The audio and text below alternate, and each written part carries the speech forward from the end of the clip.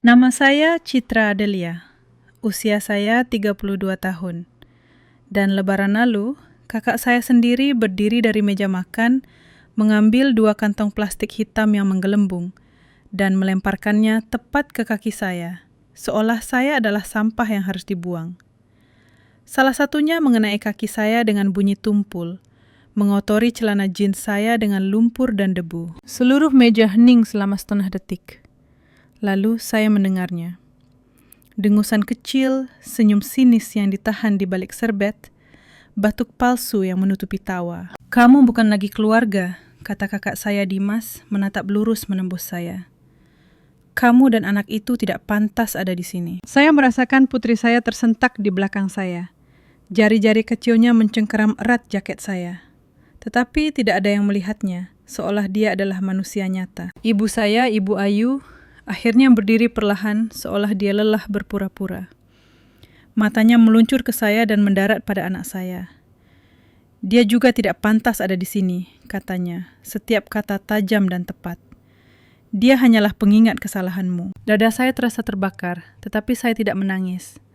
Saya sudah cukup menangis di rumah ini saat tumbuh dewasa. Adik perempuan saya, Rania, bersandar di kursinya, melipat tangan dan tertawa pendek. "Serius, Citra, diam. Duduk, makan, dan cepat keluar sebelum kamu merusak liburan ini." "Seperti kamu merusak segalanya," gumam seseorang. "Bersyukurlah kami masih mengizinkanmu masuk." Dan sendok-sendok mulai beradu lagi, seolah ini hanyalah hiburan sebelum hidangan penutup. Rania menyentakkan dagunya ke arah putri saya. "Lihat baik-baik, nak. Itulah rupa kegagalan." Saya merasakan sesuatu di dalam diri saya terkunci, seperti kunci yang berputar. Saya mengambil tas punggung anak saya, mengabaikan kantong sampah di kaki saya, dan menatap Dimas tepat di matanya. "Terima kasih," kata saya dengan tenang. "Saya akan mengingat ini." Dia menyeringai seolah itu adalah kemenangan. Dia tidak tahu apa yang baru saja dia mulai. Saya menggandeng tangan putri saya, membalikkan punggung saya pada mereka semua, dan berjalan keluar dari rumah itu seperti saya berjalan keluar dari gedung yang terbakar. Saya tidak membanting pintu, saya tidak berteriak, saya hanya pergi. Dan itu membuat mereka lebih takut daripada adegan apapun yang bisa saya buat. Sebelum saya menunjukkan kepada Anda dengan tepat bagaimana saya mengubah malam itu menjadi satu-satunya hal yang tidak pernah mereka duga, dan bagaimana saya membuat setiap kata yang mereka lemparkan kepada saya merugikan mereka lebih dari yang pernah mereka bayangkan. Tolong beritahu saya, jam berapa sekarang di tempat Anda? Dan dari mana Anda menonton? Saya benar-benar ingin melihat seberapa jauh kisah Idul Fitri keluarga sempurna ini akan menyebar. Begitu udara dingin menghantam wajah kami, putri saya, Kirana, meremas tangan saya. "Apakah kita dalam masalah, Mah?" bisiknya. "Tidak," kata saya, meskipun suara saya bergetar. "Merekalah yang dalam masalah." Kami berjalan ke mobil tua bobrok saya, yang telah mereka ejek di jalan masuk. Dan saya memasangnya sabuk pengaman dengan jari-jari yang tidak mau berhenti gemetar. Saya duduk di kursi pengemudi, tangan di kemudi, jantung berdebar sangat kencang hingga saya bisa mendengarnya. Dan untuk sesaat, saya hampir melakukan apa yang selalu saya lakukan. Menelannya, mencari alasan untuk mereka, mengatakan pada diri sendiri bahwa memang begitulah mereka. Tetapi kemudian saya melihat ke kaca spion, dan melihat wajah putri kecil saya yang terbelalak dan bingung. Dan saya tahu, inilah saatnya. Ini adalah terakhir kalinya dia akan melihat saya menerima rasa tidak hormat seperti itu, dan menyebutnya keluarga. Pernahkah Anda mengalami saat di mana penghinaan berubah menjadi kejelasan seperti saklar, dan Anda tiba-tiba melihat peran setiap orang dalam hidup Anda? Saat tumbuh dewasa, kakak saya Dimas telah memanggil saya si anak salah. Ibu saya, Ibu Ayu, suka mengingatkan saya tentang setiap keputusan buruk yang pernah saya buat, mulai dari pria yang saya kencani pada usia 19 tahun, hingga hamil dengan putri saya, Kirana, tanpa cincin di jari saya. Adik saya, Rania, memainkan peran anak sempurna yang mengikuti semua aturan, dan dia memastikan saya merasakan betapa jauh saya gagal mencapai citra itu setiap kali dia melihat saya.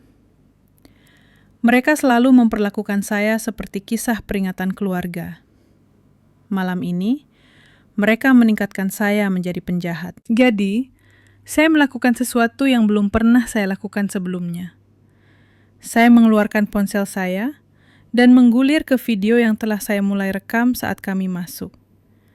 Saya menekan rekam karena naluri murni, berpikir suatu hari saya mungkin membutuhkan bukti bahwa saya tidak gila, bahwa itu benar-benar seburuk itu. Di sana ada kantong sampah, kalimat tentang tidak pantas.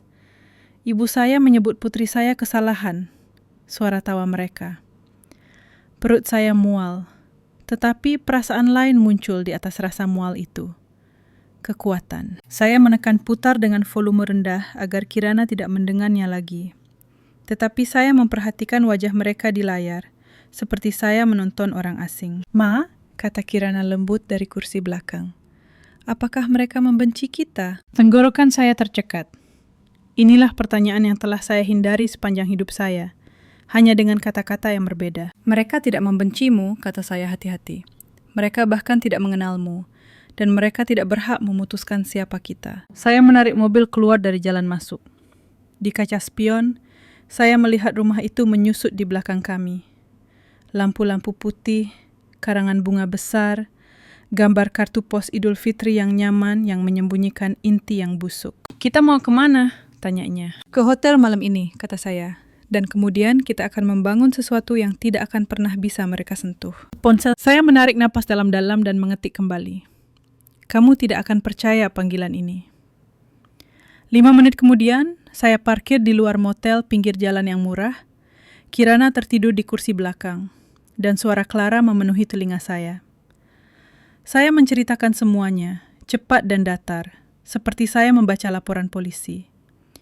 Kantong sampah, kata-kata, cara mereka tertawa, cara ibu saya memandang anak saya, cara saya berjalan keluar. "Citra," kata Clara perlahan, "ini pelecehan hanya dengan ketupat." "Itu hanya mereka," saya memulai, lalu berhenti karena mendengar diri saya mengatakan hanya mereka. Terasa seperti memilih mereka di atas putri saya. "Kamu merekamnya?" tanyanya. "Ya." "Bagus," katanya, "karena jika mereka ingin memperlakukanmu dan anakmu seperti sampah, maka sudah saatnya dunia melihat apa yang sebenarnya ada di dalam kartu pos lebaran kecil mereka yang cantik itu. Kamu tidak harus menerima ini lagi." Saya menatap tanda vacancy merah yang berkedip dan merasakan sesuatu menetap di dalam diri saya. Saya tidak hanya terluka. Saya sudah selesai. "Kamu tahu, bisnis keluarga adalah segalanya bagi mereka," Clara mengingatkan saya. "Dimas selalu menyombongkan diri online tentang toko kue Adelia yang sempurna, keluarga sempurna, hidup sempurna. Bagaimana jika kamu menggunakan satu hal yang paling mereka pedulikan untuk melawan mereka?" Saya melihat ke bawah ke ponsel saya, pada frame beku Dimas memegang kantong hitam itu dan berpikir, untuk pertama kalinya, saya punya bukti. Dan untuk pertama kalinya, saya tidak takut menggunakannya. Keesokan paginya, Kirana duduk bersila di tempat tidur motel, makan sereal kering dari cangkir kertas. Kartun berkedip di TV. Saya duduk di meja kecil, menatap laptop saya. Rekaman itu terbuka di layar. Pilihan yang mudah adalah menghapusnya dan berpura-pura tadi malam hanyalah kenangan menyakitkan lain untuk dikubur. Itulah yang selalu diandalkan keluarga saya, bahwa saya akan terlalu takut, terlalu setia, terlalu putus asa untuk remah-remah cinta untuk melawan. Tetapi saya memikirkan Kirana bertanya apakah mereka membenci kami, dan tentang berapa tahun yang saya habiskan berharap ibu saya sendiri akan melihat saya, dan melihat seseorang alih-alih masalah yang harus diurus. Bagaimana jika saya berhenti berharap? Bagaimana jika saya mulai melawan? Pertama, saya membuat salinan video dan mencadangkannya di 3 tempat berbeda. Cloud, external drive, email ke diri sendiri. Kemudian saya membuka tab peramban baru dan mencari. Toko kue lebaran Adelia, nama kota artikel. Halaman demi halaman muncul. Segmen berita lokal, ulasan yang memuji, postingan tentang toko kue keluarga yang paling wholesome untuk hari raya. Di sana mereka. Dimas menyeringai ke kamera, ibu saya menata parsel, Rania membagikan sirup khas. Sempurna. Begitu sempurna hingga saya hampir tertawa. Mereka telah mengubah citra mereka menjadi merek. Dan merek bisa dihancurkan. Clara menelpon lagi. "Kamu tidur?" tanyanya. "Tidak terlalu," jawab saya. "Saya sudah membaca tentang mereka seolah mereka orang asing. Rasanya seperti masa kecil saya ditulis ulang menjadi naskah pemasaran mereka." "Bagus," katanya. "Kamu butuh jarak untuk melihat keseluruhan gambar. Apa titik terlemah mereka?" Saya memikirkannya. Ego Dimas, obsesi ibu saya dengan apa yang dipikirkan orang, kehadiran media sosial Rania. Tapi di bawah semua itu, toko kue, tanah itu, kisah 3 bersaudara yang menjalankan warisan ayah. Uang dan reputasi. Saya bilang mereka lebih peduli pada itu daripada orang yang sebenarnya, kata saya. "Maka disitulah kamu pukul mereka," jawab Clara. "Tapi lakukan dengan cerdas. Jangan hanya memposting video dan memulai perang yang belum siap kamu hadapi. Cari tahu dengan tepat apa yang mereka berutang padamu terlebih dahulu." Saat itulah saya membuka folder yang tidak saya izinkan untuk saya lihat selama bertahun-tahun. Dokumen hukum lama, email dari pengacara yang menangani warisan ayah saya. Ayah saya mencintai toko kue itu, tetapi dia juga suka berpura-pura semuanya adil padahal tidak. Surat wasiat itu mengatakan properti itu akan dibagi di antara kami bertiga. Tetapi ketika saya hamil Kirana dan menolak menikahi ayahnya hanya untuk memperbaiki citra saya, ibu saya telah meyakinkan saya untuk menandatangani beberapa surat kuasa, agar lebih mudah mengelola semuanya saat kamu sedang membereskan hidupmu. Saya telah menandatanganinya di meja dapur, pena di satu tangan, baby monitor di tangan lainnya. Saat itu, saya mempercayainya. Saat itu, saya masih percaya keluarga berarti perlindungan. Sekarang, membaca dokumen yang dipindah itu, saya melihat dengan tepat apa yang telah saya lakukan. Saya telah menyerahkan kendali atas bagian saya untuk sementara, kecuali kata sementara tidak pernah muncul. Kendali telah dialihkan secara permanen kepada kakak saya sebagai manajer utama, dengan ibu saya sebagai penandatangan bersama. Nama saya hampir tidak lebih dari catatan kaki. "Kamu baru 24 tahun, kata Clara ketika saya mengiriminya tangkapan layar. Mereka tahu persis apa yang mereka lakukan. Kemarahan berdenyut di belakang mata saya. Mereka mencuri warisan saya dan kemudian melemparkan kantong sampah ke saya karena muncul di rumah yang membantu membayar seluruh citra ini. Jadi, kamu balas menyerang dengan 2 cara, katanya. Secara hukum dan sosial. Cari pengacara. Dan ketika saatnya tepat, biarkan orang melihat seperti apa lebaran sempurna mereka di balik layar." Pikiran itu membuat saya takut. Mengeluarkan ini berarti juga mengekspos penghinaan saya sendiri. Tetapi kemudian saya bertanya pada diri sendiri pertanyaan yang telah saya hindari selama bertahun-tahun. Jika saya terus melindungi reputasi mereka, siapa yang melindungi putri saya? Saya menemukan seorang pengacara lokal yang berspesialisasi dalam hukum keluarga dan properti, dan mengirim email dengan subjek mendesak. Kemungkinan paksaan dan penipuan dalam dokumen warisan. Saya melampirkan filenya. Kemudian, dengan jantung berdebar, saya membuka akun anonim di media sosial di bawah nama pengguna yang tidak menggunakan nama belakang kami. Saya mengunggah still frame dari video. Hanya kantong sampah di kaki saya, belum ada wajah, dan mengetik, "Pernah merasa begitu kecil dan tidak berarti di depan orang-orang yang seharusnya paling mencintaimu? Ya, saya juga. Tunggu sampai Anda mendengar apa yang dikatakan keluarga saya ketika saya datang untuk lebaran bersama anak saya." Saya tidak menekan posting, belum. Sebaliknya, saya menyimpannya di draft. Ini bukan hanya tentang balas dendam. Ini tentang waktu. Saya tidak akan meledakkan merek mereka dengan teriakan. Saya akan membongkarnya sepotong demi sepotong. Sama seperti mereka membongkar kepercayaan diri saya selama bertahun-tahun. Dan musim lebaran berikutnya, ketika bisnis mereka paling penting, mereka akan belajar persis bagaimana rasanya berada di ujung yang salah dari keluarga. 6 bulan kemudian, panas musim kemarau memanggang kota yang saya bersumpah tidak akan pernah saya tinggali lagi. Tapi di sanalah saya, 2 jalan jauhnya dari alun-alun utama, menandatangani sewa untuk etalase kecil yang agak bobrok. "Anda yakin mau ini?" tanya pemilik, melirik Kirana saat dia mewarnai dengan tenang di meja sudut. "Ini butuh banyak perbaikan." "Kami juga," kata saya dengan senyum kecil. "Kami akan mengaturnya. Saya telah mendapatkan pekerjaan yang bisa saya lakukan dari jarak jauh untuk firma pemasaran di kota. Dan di antara itu dan beberapa tabungan, saya mampu membayar sewa jika saya berhati-hati. Di atas kertas, itu hanya kantor. Di kepala saya, itu adalah pusat komando untuk perang diam-diam yang akan saya lancarkan." Pengacara saya, Bapak Gani, telah menanggapi email saya dengan kata-kata yang kuat. "Anda memiliki kasus, tetapi akan memakan waktu. Mereka akan melawan dengan kotor. Apakah Anda siap untuk itu?" "Saya siap. Saya lebih siap untuk itu daripada untuk lebaran lain yang berpura-pura semuanya baik-baik saja." Dia mulai menggali dokumen properti, catatan pajak, cara Dimas menggunakan toko kue itu sebagai jaminan untuk pinjaman, untuk memperluas pengalaman, tempat foto Instagramable, stand kue dan minuman. Semua itu membutuhkan uang. Semua itu bergantung pada kisah bisnis keluarga yang penuh kasih. Pada saat yang sama, akun anonim saya mulai berkembang. Saya memposting klip audio pendek dengan kata-kata yang dikaburkan. Cuplikan percakapan tentang "kamu bukan lagi keluarga. Dia hanyalah kesalahan." Ditumpuk di atas stok rekaman makan malam keluarga dan pemandangan kue-kue lebaran. Saya tidak pernah menggunakan nama. Saya tidak pernah menunjukkan wajah. Saya hanya menceritakan kebenaran sebagai seorang wanita yang keluarganya mengubah hari raya menjadi senjata. Orang-orang membanjiri komentar. "Ini juga terjadi pada saya. Ibu saya mengatakan hal yang sama tentang anak-anak saya.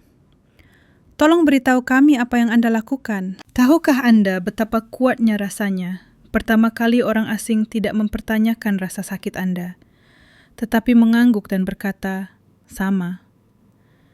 Setiap kali saya ingin mundur, saya membuka aplikasi itu dan membaca komentar-komentar itu. Saya tidak hanya melakukan ini untuk saya lagi. Saya melakukan ini untuk setiap anak yang disebut kesalahan, dan setiap orang tua yang memutuskan bahwa siklus itu berakhir dengan mereka." Sementara itu, Dimas berkembang online. Dia memulai saluran untuk toko kue, memposting konten di balik layar, berbicara tentang warisan dan nilai-nilai keluarga. Ibu saya muncul di video, semua senyum dan pelukan hangat. Rania mengadakan giveaway. Saya menonton semuanya dari kantor kecil saya. Laptop seimbang di atas kotak, gigi terkatup. "Kamu tahu apa ini?" tanya Clara melalui video chat suatu malam. "Ini adalah kampanye PR. Mereka sedang membangun perisai. Tetapi kamu juga tahu PR Citra. Kamu bekerja di pemasaran. Mereka bukan satu-satunya yang bisa mengendalikan cerita." Dia benar. Jadi saya mulai merencanakan fase 2. Jika mereka akan membangun identitas mereka sebagai jantung lebaran di kota ini, maka saya akan menjadi suara untuk semua orang yang telah disakiti oleh lebaran. Kantor saya berubah menjadi studio. Saya membeli mikrofon bekas, ring light murah, dan merekam story time panjang pertama saya di bawah nama pengguna anonim itu. Saya menceritakan kisah kantong sampah secara penuh. Tanpa nama, tanpa lokasi, tetapi setiap kata benar. Saya mengakhirinya dengan, "Lebaran berikutnya, saya tidak akan kembali sebagai gadis yang mereka usir. Saya akan kembali sebagai wanita yang memegang semua bukti." Video itu meledak. View, komentar, duet dari orang-orang yang berbagi kenangan hari raya terburuk mereka sendiri. Saya melihat angka-angka itu naik dan memikirkan ibu saya, yang lebih peduli pada apa yang dipikirkan tetangga daripada bagaimana perasaan putrinya sendiri. Apa yang akan dia lakukan jika tetangga mengenali kata-katanya dalam cerita itu suatu hari nanti? Pengacara saya menelpon 2 minggu kemudian. "Kami menemukan sesuatu yang menarik," katanya. "Kakak Anda merefinansiasi properti itu tahun lalu. Dia mengambil pinjaman besar untuk memperluas, menggunakan toko kue itu sebagai jaminan. Dia telah melakukan pembayaran, tetapi nyaris. Jika sesuatu menghantam pendapatan mereka dengan keras selama musim liburan, mereka bisa gagal bayar. Maksudnya? Tanya saya. Maksudnya bank mungkin sangat terbuka untuk menjual utang itu, jawabnya. Dan jika seseorang membeli catatan itu, orang itu akan memiliki banyak daya tawar atas apa yang terjadi pada toko kue itu. Jantung saya menghantam tulang rusuk saya. Anda mengatakan saya bisa memiliki hipotek keluarga saya? Jika Anda mau, katanya. Jika Anda bisa mengatasi apa yang menyertai itu. Saya memikirkan wajah Dimas ketika dia melemparkan kantong sampah itu. Suara ibu saya menyebut putri saya pengingat kesalahan saya. Rania memberitahu anak saya untuk melihat saya sebagai contoh kegagalan. Kirimkan angkanya, kata saya. Mari kita lihat berapa biayanya untuk berhenti menjadi orang yang bisa mereka buang. Pada saat dedaunan mulai berubah warna, saya punya rencana. Sebuah folder penuh dokumen. Dan simpul ketakutan dan kegembiraan terpuntir begitu erat di perut saya hampir tidak bisa membedakannya. Bank lebih dari bersedia untuk berbicara. Utang toko kue itu besar, risikonya tinggi, dan saya muncul dengan catatan kredit yang bersih, pendapatan yang stabil, dan penandatangan bersama, Clara, yang lebih percaya pada saya daripada yang pernah dilakukan keluarga saya sendiri. Kami tidak membeli seluruh toko kue. Kami membeli catatan, utang, hal yang menggantung di atas kepala Dimas yang tidak dia sadari akan memiliki nama saya di atasnya. Anda mengerti ini belum menjadikan Anda pemilik, Bapak Gani mengingatkan saya. Tetapi jika mereka melewatkan pembayaran, Anda punya pilihan sebelum penyitaan. Anda dapat menegosiasikan kembali persyaratan. Anda dapat menetapkan kondisi. Anda dapat memutuskan seperti apa pengampunan itu. Oh, saya tahu persis seperti apa itu, kata saya. Permintaan maaf yang bisa didengar putri saya. Saat musim lebaran mendekat lagi, akun anonim saya mencapai tonggak sejarah. Ratusan ribu pengikut. Orang-orang mengirim pesan kepada saya, menanyakan bagian 2, bagian 3, memohon untuk mengetahui apa yang terjadi ketika Anda kembali. Saya belum kembali. Saya telah membangun segalanya sehingga ketika saya kembali, saya tidak akan masuk sebagai gadis tanpa apa-apa. Saya akan masuk sebagai wanita yang memegang satu hal yang mereka hormati, kekuasaan. Suatu malam, saya duduk di meja dapur di rumah sewa kecil kami. Kirana mengerjakan pekerjaan rumah di samping saya. Ma, katanya tiba-tiba, apakah kita akan kembali ke toko kue lebaran tahun ini? Pena saya membeku di atas kertas. Kamu mau? Tanya saya. Dia ragu-ragu. Terakhir kali buruk, tapi dia bermain-main dengan pensilnya. Itu masih nenek dan om dan tante saya, kan? Saya menelan ludah. Bagaimana Anda menjelaskan kepada seorang anak bahwa keluarga terkadang adalah orang-orang yang harus Anda pasang di belakang pagar untuk menjaga hati Anda aman? Mereka berhubungan dengan kita, kata saya hati-hati. Tetapi keluarga adalah tentang bagaimana orang memperlakukanmu, bukan hanya tentang darah. Jadi, jika mereka meminta maaf, bisakah mereka menjadi keluarga lagi? Tanyanya. Mungkin, kata saya jujur. Tetapi kali ini, kita yang memutuskan apa yang boleh dan apa yang tidak, bukan mereka. Dia mengangguk perlahan, memproses. Akankah mereka meminta maaf? Tanyanya. Jika mereka ingin mempertahankan lebaran berharga mereka, pikir saya keras-keras. Saya hanya berkata, kita lihat saja. 2 minggu sebelum Ramadan, saya menerima email otomatis. Acara peluncuran musim toko kue Adelia. Bergabunglah dengan kami untuk tahun terbesar kami. Saya mendengus. Tahun terbesar, mereka tidak tahu. Saya membeli 2 tiket. Pada pagi hari acara, saya mendandani Kirana dengan jaket terhangat dan topi rajutnya, dan menarik jaket saya sendiri. Tangan gemetar saat saya menarik resletingnya. Ponsel saya bergetar. Itu Bapak Gani. Semuanya sudah siap, katanya. Anda sudah melakukan pembayaran rutin pada catatan itu. Mereka secara teknis dalam posisi yang baik untuk saat ini. Tetapi Anda memiliki setiap hak untuk mengunjungi properti. Dan Anda memiliki setiap hak untuk meminta pertemuan sebagai pemegang utang mereka. Dan jika mereka melemparkan kantong sampah ke saya lagi, tanya saya dengan nada kering. Maka kita percepat garis waktu, katanya. Tetapi ingat, tujuan Anda bukan untuk menghancurkan bisnis. Ini untuk mengatur ulang keseimbangan. Clara mengirim SMS selanjutnya. Kamu bisa. Ingat, kamu tidak pergi sebagai putri yang hancur.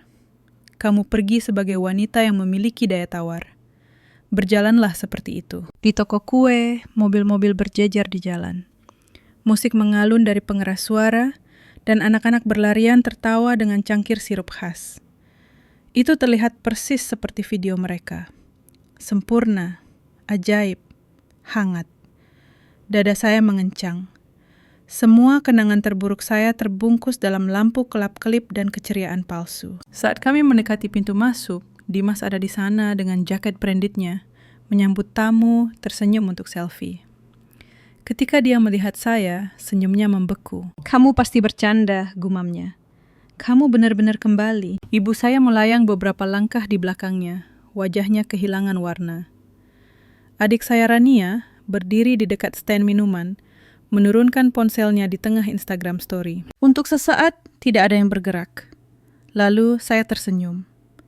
Bukan senyum gemetar dan putus asa yang biasa saya miliki di sekitar mereka, tetapi senyum yang tenang dan disengaja. "Kami membeli tiket seperti orang lain," kata saya.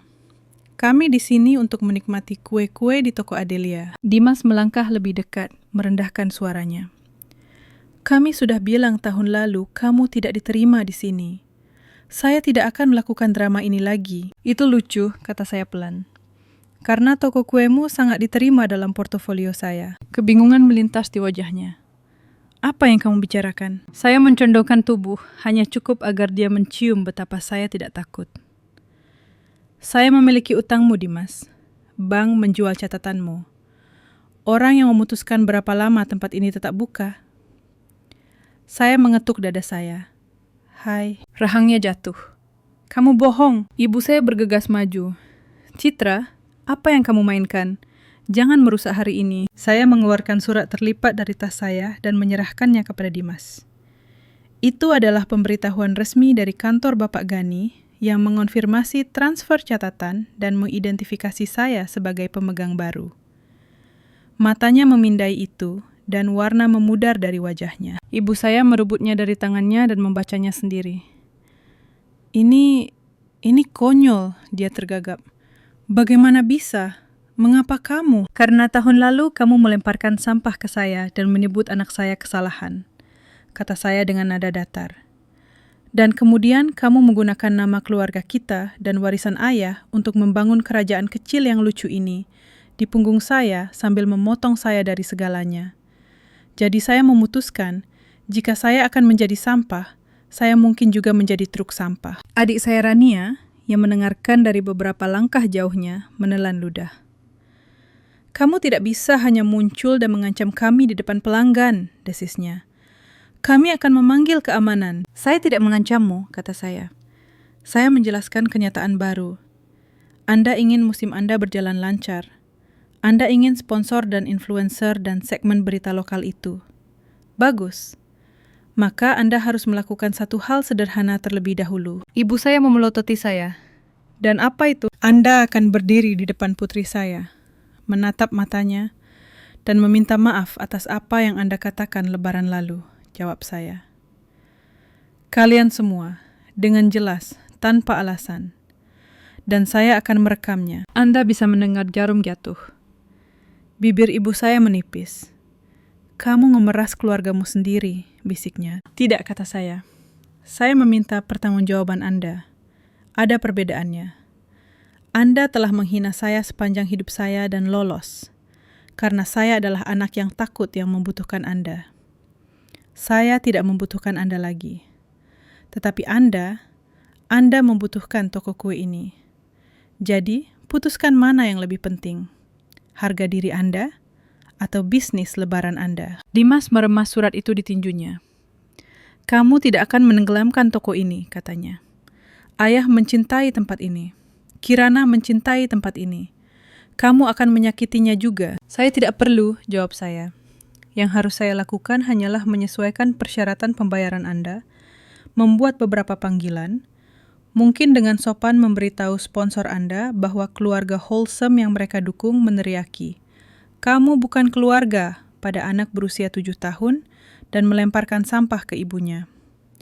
Saya tidak perlu menyakiti Anda. Perilaku Anda sendiri akan melakukannya untuk Anda." Rania melangkah maju. Matanya melirik ke orang-orang yang berjalan melewati kami, tidak menyadari ketegangan. Kita bisa membicarakan ini secara pribadi, katanya cepat. Kamu membuat keributan. Tahun lalu, kamu membuat keributan, saya mengingatkannya. Kamu menggunakan penghinaan saya sebagai hiburan untuk makan malam hari rayamu. Kali ini, saya memberi Anda privasi karena saya hanya meminta permintaan maaf pribadi. Tetapi jika Anda menolak, saya mengangkat ponsel saya sedikit. Maka saya akan go public. Dan percayalah, dunia jauh lebih tertarik pada cerita ini daripada yang Anda pikirkan. Dia pucat. Dia pasti pernah melihat akun anonim itu. Saya bisa tahu dari kilasan pengakuan di wajahnya. Dia hanya tidak menyadari bahwa wanita yang keluarganya mengubah lebaran menjadi senjata adalah saya. Ibu saya menarik dirinya setinggi penuh, sama seperti yang dia lakukan ketika dia biasa menceramahi saya saat remaja. Kamu kejam, katanya. Kamu mempersenjatai putri Anda. Anda sudah melakukannya, kata saya pelan. Ketika Anda memanggilnya kesalahan di depan wajahnya. Saya hanya memastikan bahwa jika dia pernah menonton rekaman itu suatu hari nanti, dia juga akan memiliki rekaman yang satu ini. Hari di mana Anda memilih untuk menjadi lebih baik atau tidak. Saya menoleh ke Kirana yang berdiri diam di sisi saya, mata melirik di antara kami. Sayang, kata saya dengan lembut, apakah kamu ingat apa yang nenek dan om katakan tahun lalu? Dia mengangguk perlahan. Mereka bilang kita tidak pantas, bisiknya, dan bahwa saya buruk. Hati saya retak, tetapi saya menjaga suara saya tetap stabil. Hari ini mereka akan memperbaiki itu, atau kita akan pergi dan tidak akan pernah kembali, dan mereka akan kehilangan tempat ini karena pilihan mereka sendiri. Saya melihat kembali ke ibu saya. Kesempatan terakhir, Anda meminta maaf dengan jelas dan tulus kepadanya. Anda mengakui Anda salah, dan kemudian kita bicara tentang seperti apa masa depan toko kue ini bagi kita semua. Atau Anda terus berpura-pura Anda tidak melakukan kesalahan apapun. Dan saya berhenti berpura-pura Anda adalah orang yang baik. Mata ibu saya dipenuhi air mata. Untuk sesaat, saya melihat bukan wanita yang telah menanamkan rasa malu pada saya selama bertahun-tahun, tetapi seseorang yang tersudut oleh citra yang telah dia bangun. Dia sangat peduli untuk dilihat sebagai orang baik. Baik, dia tersedak. Baik, kami akan bicara dengannya. Kami pindah ke samping di dekat deretan pohon di mana musik lebih tenang. Saya menekan rekam di ponsel saya dan memegangnya rendah tetapi stabil. Ibu saya berlutut dengan canggung, seperti tanah mungkin akan menggigitnya, dan menatap Kirana. Nenek minta maaf, katanya. Kata-kata itu jelas asing di mulutnya. Apa yang nenek katakan tahun lalu salah. Kamu bukan kesalahan. Kamu adalah cucu nenek. Kamu pantas berada di sini seperti orang lain. Dimas berdaham, bergeser dari kaki ke kaki. Ya, gumamnya. Saya seharusnya tidak mengatakan kamu bukan keluarga. Itu kacau. Saya marah pada ibumu, dan saya melampiaskannya padamu. Saya minta maaf. Dan saya seharusnya tidak mengatakan apa yang saya katakan juga, tambah Rania. Saya mencoba melucu. Itu tidak lucu. Saya minta maaf. Kirana menatap mereka, lalu ke saya.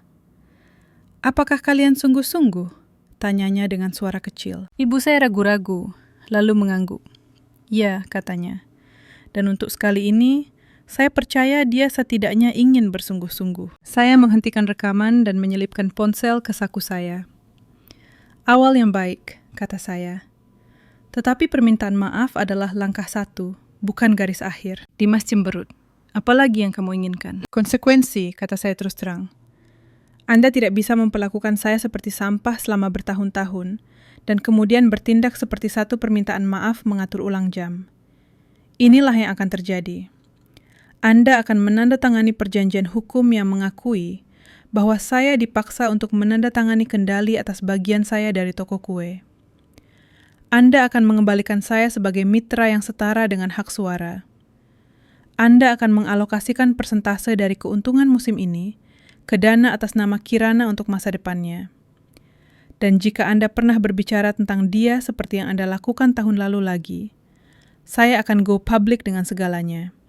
Nama, wajah, rekaman, dokumen, dan saya tidak akan berhenti sampai setiap sponsor, pelanggan, dan stasiun berita lokal tahu persis siapa yang mereka hadapi. Kakak saya mengumpat pelan.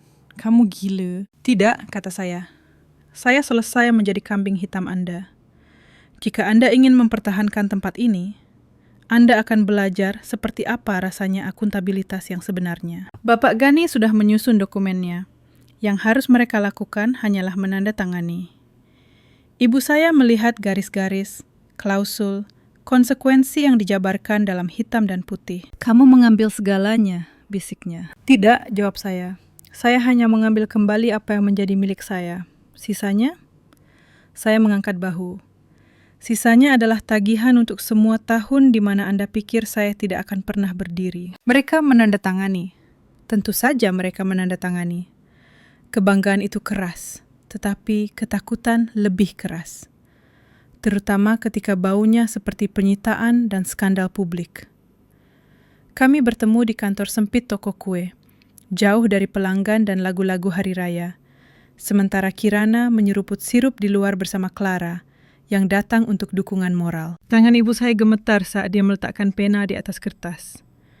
Rahang Dimas terkatuk begitu erat hingga saya bisa mendengar giginya beradu.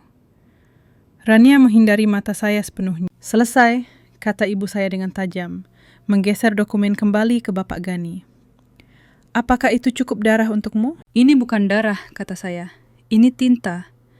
Dan sebagai catatan, jika Anda memperlakukan saya dan putri saya dengan rasa hormat dasar, kita tidak akan berada di sini. Bapak Gani mengumpulkan file. Puas. Selamat, katanya kepada saya. Anda sekarang adalah pemilik yang setara dari toko kue Adelia dengan wewenang pengambilan keputusan. Kata-kata itu menyelimuti saya. Semua malam di mana saya berbaring terjaga berpikir saya tidak punya kekuatan. Bahwa saya secara permanen terjebak dalam peran yang mereka berikan kepada saya. Kegagalan, beban, kesalahan. Sekarang saya adalah orang yang bisa memutuskan apakah tempat ini bertahan. Di luar, langit menjadi gelap dan lampu-lampu hari raya berkedip menyala. Saya melangkah keluar dari kantor ke udara yang sejuk, merasakan beratnya kunci di saku saya. Bukan hanya untuk kantor, tetapi untuk narasi saya sendiri. Kirana berlari ke arah saya, pipinya memerah karena dingin. Apakah kita baik-baik saja? Tanyanya. Kita lebih dari baik-baik saja, kata saya. Kita bukan hanya pengunjung lagi, kita adalah pemilik. Matanya melebar. Seperti ini milik kita? Bagian darinya, kata saya. Cukup banyak sehingga tidak ada yang bisa memberitahu kita bahwa kita tidak pantas berada di sini lagi. Dia menyeringai, lalu sedikit mengerutkan kening. Apakah itu berarti kita memaafkan mereka? Pertanyaan itu duduk di ruang di antara kami, berat dan rumit. Di dalam kantor, ibu dan saudara-saudara saya mungkin sudah menulis ulang cerita itu di kepala mereka. Bagaimana saya memaksa mereka? Bagaimana saya tidak tahu berterima kasih? Bagaimana merekalah korban yang sebenarnya? Orang-orang seperti mereka tidak pernah menyerahkan seumur hidup alasan dalam satu sore. Pengampunan adalah proses, kata saya perlahan. Kamu tahu bagaimana kita belajar membela diri tahun ini. Mereka juga harus belajar pelajaran mereka sendiri. Saya tidak akan melupakan apa yang mereka lakukan. Saya tidak akan berpura-pura itu tidak sakit. Tetapi saya akan memastikan itu tidak akan pernah terjadi lagi pada kita atau pada orang lain di sini. Selama minggu-minggu berikutnya, saya menggunakan wewenang baru saya. Saya mengubah kebijakan. Tidak ada lagi upah di bawah tangan untuk pekerja musiman. Tidak ada lagi diskon keluarga untuk kerabat yang memperlakukan karyawan seperti pembantu. Kami memulai program Tidak Ada Yang Lebaran Sendirian, yang memberikan hampers kue gratis dan tiket kepada keluarga asuh, orang tua tunggal, dan orang-orang yang terasing dari kerabat mereka. Setiap kali ibu saya mengeluh bahwa itu merusak eksklusivitas, saya mengingatkannya bahwa eksklusivitaslah yang hampir merusak saya. Online, akun anonim saya akhirnya menceritakan kisah lengkapnya. Kali ini, saya memposting video itu. Wajah dikaburkan, suara didistorsi, tetapi kata-kata berdering jelas. Saya mengikutinya dengan video kedua di mana saya duduk di kantor kecil saya, tanpa kabur, tanpa filter, nama di layar. Hai, saya Citra. Saya gadis dari kisah kantong sampah.